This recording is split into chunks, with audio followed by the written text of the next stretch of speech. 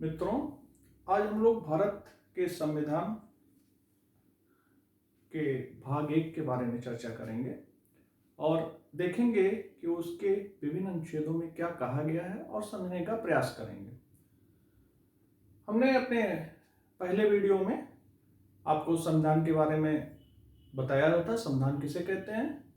संविधान एक लिखित दस्तावेज है।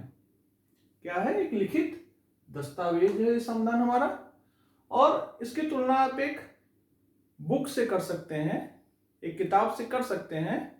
जब आप किताब को उठाते हैं और देखते हैं तो उसमें शुरू में प्रस्तावना दिया रहता है और फिर वो किताबें कई भागों में बटी हुई होती हैं, कई चैप्टर में बटे होते हैं, ताकि आपको पढ़ने के लिए आसानी हो, आपके सुविधा की दृष्टि से। कुछ उसी प्रकार हमारा भारतीय संविधान एक लिखित दस्तावेज है। शुरू में उसमें भी प्रस्तावना दिया गया हुआ है, जिसकी चर्चा हमने पिछली वीडियो में किया हुआ है कि प्रस्तावना में क्या है, उसके अर्थ क्या है, बहुत विस्तार से हमने चर्चा किया है। अब हम अगले चैप्टर की तरफ यानी भाग 1 की तरफ आते हैं कि भारतीय संविधान में भाग 1 क्या है, उसमें क्या दिया हुआ है। तो आइए देखते हैं भाग 1, संविधान के भाग 1 को। जैसे जिस प्रकार बुक्स कई चैप्टरों में विभाजित होता हमने बताया, वैसे मूल रूप से हमारा संविधान 22 भागों में विभाजित था। तो अब हम शुरुआत सिस्टमेटिक ढंग से करते हैं ताकि चीजें आपको कंफ्यूज ना करें और एक दूसरे से उसका लिंक भी रहे। थोड़ा सा इसको एग्जाम के पर्पज से हम देख लेते हैं कि भाग 1 परीक्षा के लिए कितना उपयोगी है। तो अगर आप पिछले 10 सालों का पेपर पीसीएस का और आईएएस का उठा के आप देखेंगे तो लगभग हर साल नहीं तो 1 या 2 साल के अंतर पे इससे संबंधित क्वेश्चन प्रश्न जरूर पूछे गए हैं। इसी से संबंधित एक राज्य पुनर्गठन अधिनियम भी है, यहां से या उधर से राज्य पुनर्गठन अधिनियम 1956 और 7वें संविधान संशोधन जो 1956 में हुआ था, उससे प्रश्न अक्सर पूछे जाते हैं और अधिकतर ये प्रश्न तथ्यात्मक टाइप के होते हैं। लेकिन अगर आपने इसको क्रमबद्ध अध्ययन नहीं किया है तो ये फैक्ट बार बार भूलता रहता है। तो आइए चलते हैं फिर भाग 1 देखते हैं। तो संविधान का भाग 1 किससे संबंधित है? सबसे पहले आप देखिए, संघ और उनके राज्य क्षेत्र। संघ और उसका राज्य क्षेत्र, ये भाग 1 के अंतर्गत इसी का वर्णन है, जो अनुच्छेद 1 से लेके 4 तक है। आर्टिकल 1 से 4 तक है। इसको भी आप दिमाग में रखेंगे कि किस भाग में कहां से अनुच्छेद प्रारंभ होता है और कहां खत्म होता है। तो भाग 1 का अनुच्छेद 1 से शुरू होकर 4 पे खत्म होता है। अब इस भाग में है क्या? जैसे आपका हेडिंग ही बता रहा, संघ और उसके राज्य क्षेत्र। संघ और उसके राज्य क्षेत्र के बारे में ये आपको अनुच्छेद बताता है। यहाँ पे इस भाग के अंतर्गत आपको मिलेगा कि हमारे देश का नाम क्या है, इसकी राजनीतिक स्थिति परिस्थिति या राजनीतिक संगठन किस टाइप का है, और चूंकि ये राज्य क्षेत्र और संघ राज्य क्षेत्र के बारे में बताता है तो उनके बारे में ये भी बताता है कि वो किस प्रकार राज्य या भारत के किस प्रकार वो संघ में वो रहेंगे, उनके सीमाओं या नामों में किस प्रकार परिवर्तन होगा, इस बात का उल्लेख किया गया है। अब हम इसको क्रमबद्ध से अनुच्छेद वाइज देखते हैं। तो सबसे पहले आप आइए, लिखा हुआ है अनुच्छेद 1 में संघ का नाम और राज्य क्षेत्र। इसमें आप अगर इसका इंग्लिश वर्जन देखेंगे तो लिखा हुआ है इंडिया, दैट इज भारत। राज्यों का एक संघ होगा। अब यहां पे थोड़ा समझने वाली चीज है कि ये जो संघ शब्द का प्रयोग यहां पे हुआ है, ये संघ शब्द इसका इंग्लिश यूनियन है, ये संघ जो संघात्मक राज्य हमारे हैं आदर्श रूप में, जैसे हम अमेरिकी संविधान का उदाहरण लें, तो उस अर्थ में यहाँ पे संघ का प्रयोग नहीं किया गया है। हालांकि वहां पे भी हम लोग संघ कहते हैं और यहाँ पे भी संघ कहते हैं, लेकिन इस संघ में और उस संघ में काफी अंतर है। वो अंतर भी हम जानते हैं। वहां के अमेरिका का जो संघ है उसको फेडरेशन कहा जाता है, उसके इंग्लिश जो है संघ का फेडरेशन है, और यहाँ पे इंग्लिश संघ का यूनियन है। तो दोनों में अंतर क्या है, मोटा मोटा हम लोग देख लेते हैं। जो अमेरिकी की संघात्मक व्यवस्था है, जो अमेरिका में संघात्मक शासन व्यवस्था अपनाई गई है, वहां पे संघ का मतलब है कि वहां पे स्वतंत्र छोटे छोटे राज्यों ने मिलके, ये कुछ राज्य थे और इन्होंने मिलके संयुक्त राज्य अमेरिका यूएसए का निर्माण किया।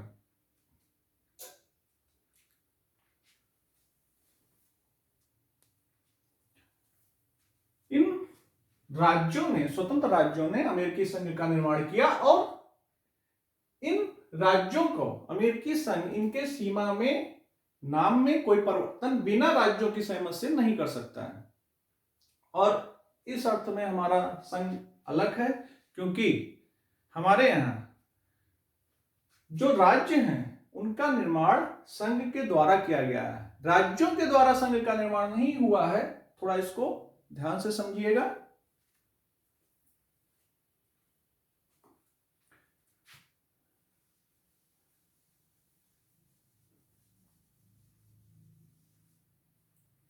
यहां पे हमारे यहां की स्थिति क्या है कि हमारा देश भारत था और उसने अपनी प्रशासनिक सुविधा के लिए अलग अलग राज्यों का निर्माण किया और उसमें लगातार सीमाओं का परिवर्तन करता रहता है। तो यहां पे बहुत अंतर है ये। अब इसमें और क्या दिया हुआ है आर्टिकल में, इंडिया, अभी हमने कहा इंडिया दैट इज भारत। यहां पे आप अधिकतर देशों को देखते होंगे तो उन देश का नाम हिंदी और अंग्रेजी में एक ही होता है, लेकिन हमारे कंट्री में दो नामों का उल्लेख होता है, एक तो इंडिया और दूसरा Bharat. India that is Bharat. उसका कारण क्या था, भारतीय संविधान सभा में इसमें बहस हुई थी। चूंकि दो पक्ष थे इस संदर्भ में कि भारत का नाम भारत रखा जाए या इंडिया रखा जाए, तो जो आधुनिक मूल्यों को समर्थन करते थे उन्होंने सुझाव दिया कि इसका नाम इंडिया होना चाहिए, क्योंकि आधुनिक समय में इंडिया नाम से ही इसको जाना जाता है बाहर। लेकिन जो हमारे संस्कृत और इतिहास को सम्मान देना चाहते थे, उनका कहना था नहीं, इसका नाम भारत होना चाहिए, क्योंकि प्राचीन काल से ही इसको भारत के रूप में जाना गया है और एक समृद्धशाली इसकी परंपरा रही है। तो दोनों पक्ष में लोग थे, तो दोनों लोगों की बातों को मानते हुए दोनों शब्दों का स्थान दे दिया गया, बीच का रास्ता अपनाते हुए इंडिया और भारत दोनों शब्दों का प्रयोग किया गया अपने देश के लिए। और अब राज्य क्षेत्र की बात करते हैं। इसमें 3 प्रकार के राज्य क्षेत्र की बात हुई है। ए में भारत के राज्य क्षेत्र की बात कही गई है,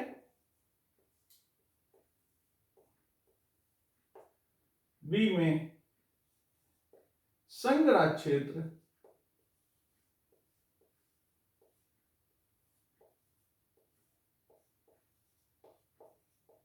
और सी में जो अर्जित किए, ऐसे राज्य क्षेत्र की बात हुई है जो अर्जित किए जाएंगे, अर्जित राज्य क्षेत्र।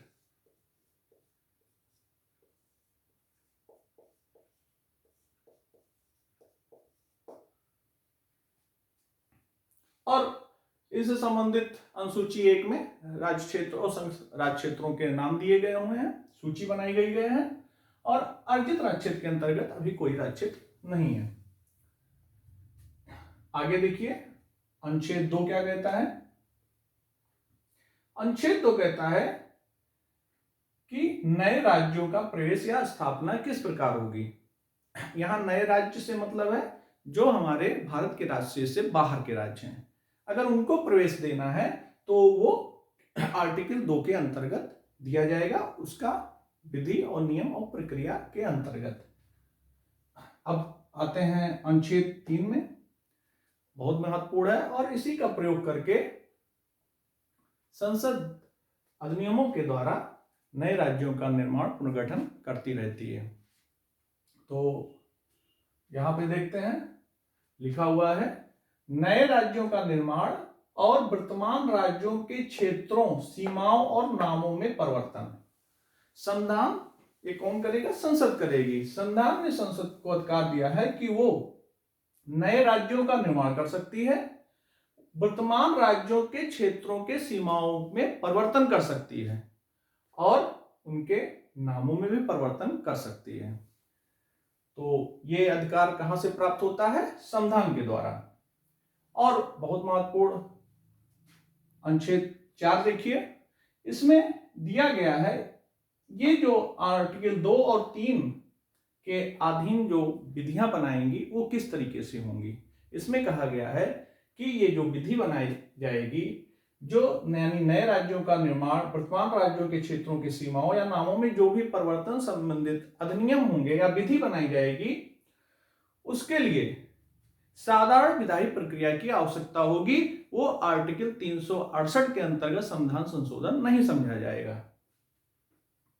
यहां पे एक चीज और देखिए, हमने अभी बात किया कि एक साधारण, जिस तरीके से हम विधि बनाते हैं, संसद विधि बनाती है, उसी प्रक्रिया का ही पालन करके वो नए राज्यों का निर्माण भी कर सकती है, राज्यों के क्षेत्रों के सीमाओं में या नामों में परिवर्तन भी कर सकती है।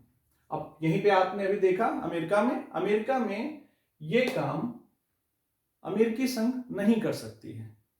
उसको ये काम करने के लिए यहां से इन राज्यों की सहमति की आवश्यकता होती है। और हमारे यहाँ आर्टिकल 4 में साधारण विधि से आप कर सकते हैं। उसमें 2 शर्तें यद्यप दी गई हुई हैं। वो 2 शर्तें क्या हैं कि अगर आप इस तरीके का कोई विधि बनाते हैं या पेश करते हैं तो उसे राष्ट्रपति की पूर्व अनुमति की आवश्यकता होगी। इस पे प्रश्न आया हुआ है कि राज्यों का पुनर्गठन या सीमाओं में नाम में परिवर्तन कैसे कर सकते हैं। उसमें विकल्प में यह रहता है कि क्या राष्ट्रपति के पूर्व सहमति की आवश्यकता है या नहीं। तो वास्तव में इसके लिए राष्ट्रपति के पहले पूर्व सहमति ली जाएगी, उसके बाद ही ये सदन में इस पे विधि की प्रक्रिया आरंभ की जाएगी। और एक दूसरा शर्त है कि जब राष्ट्रपति इस पे पूर्व अनुमति देगा तो वो जो संबंधित राज्य की विधानमंडल है उनसे उनकी राय लेगा। संबंधित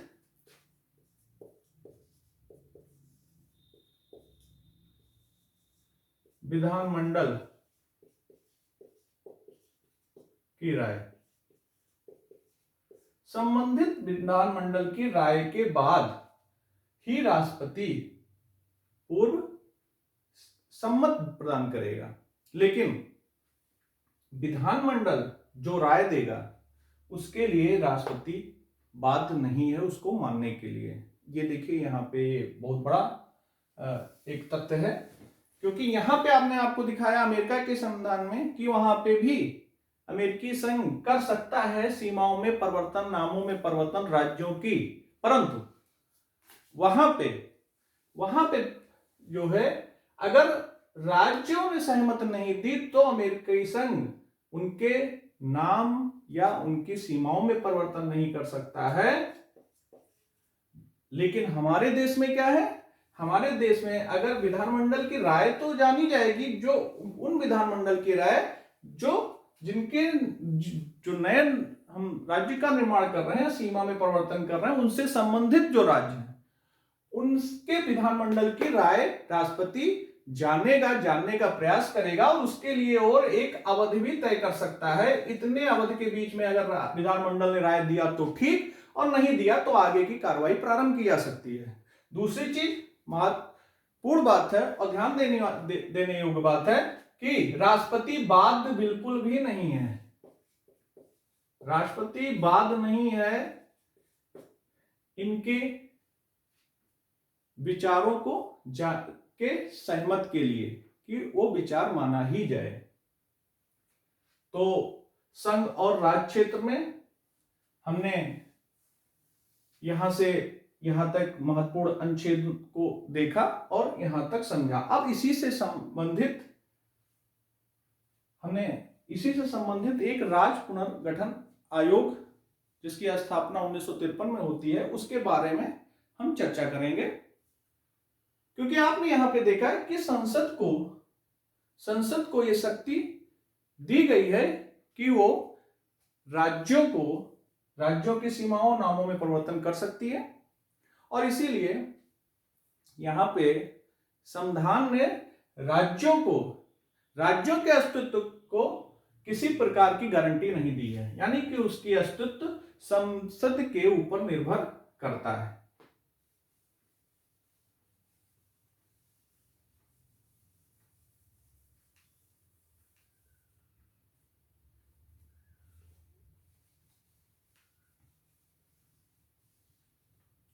और इन्हीं शक्तियों के कारण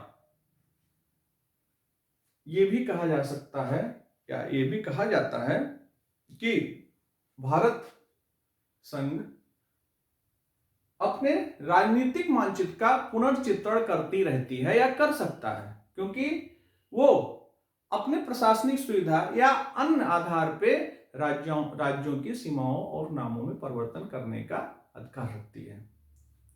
तो अब आगे हम इसी अधिकार का प्रयोग संसद ने किस प्रकार किया और उससे संबंधित क्या विवाद हुए उसको हम राज्य पुनर्आयोग के पृष्ठभूमि में, राज्य पुनर्आयोग गठित हुआ जो 1953 में, उसके पहले की क्या पृष्ठभूमि थी, क्या कहानी था, क्या विवाद है, उसको समझने का प्रयास करेंगे, क्योंकि ये बहुत ही समान अध्ययन की दृष्टि से महत्वपूर्ण टॉपिक है। मित्रों, राज्यों के पुनर्गठन अधिनियम और राज्य पुनर्गठन आयोग संबंधित महत्वपूर्ण तथ्यों और उसकी पृष्ठभूमि को हम अगले वीडियो में विस्तार से समझेंगे। आप अगला वीडियो इसका जरूर देखिएगा। धन्यवाद।